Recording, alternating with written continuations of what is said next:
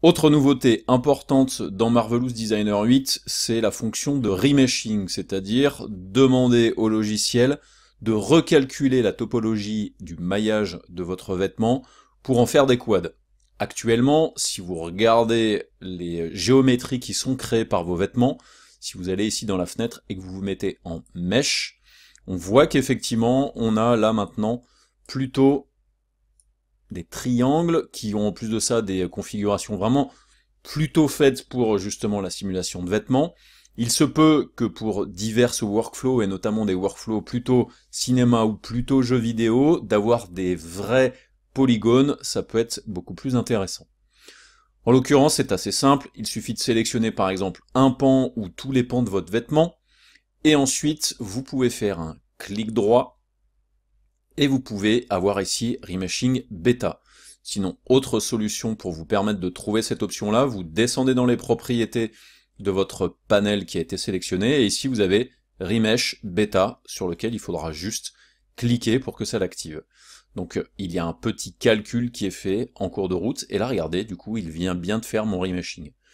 En règle générale, au milieu ici, il fait plutôt des choses qui sont relativement carrées. Il se peut que par exemple sur les endroits où il y a des coutures, vous allez vous retrouver plutôt avec des triangles. Donc ça, c'est pas dramatique. Après, vous pouvez éventuellement, dans votre logiciel de 3D, transformer justement ces liaisons qui ont été faites, mais ça marche quand même relativement bien.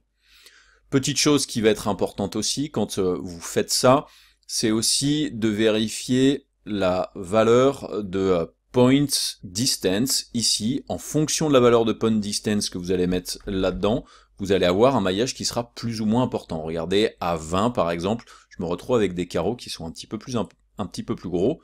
Si je les mets à 5, là du coup je vais avoir un maillage qui sera un petit peu plus fin, donc ça sera à vous de décider en gros quel est le type de maillage que vous voulez avoir.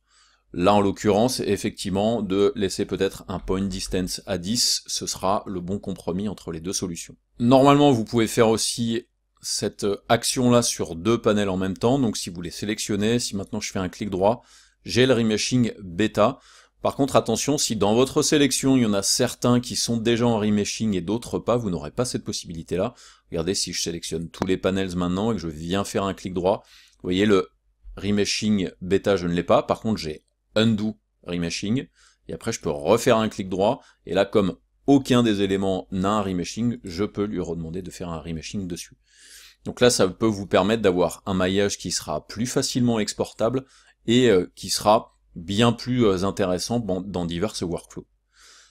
Si par malheur vous avez enregistré votre projet avec ce remeshing bêta, ne paniquez pas, vous pouvez redescendre dans le panel et décocher cette option-là.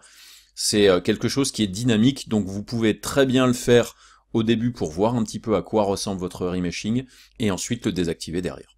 Voilà, rien de bien compliqué, on va pouvoir passer maintenant à une autre nouveauté.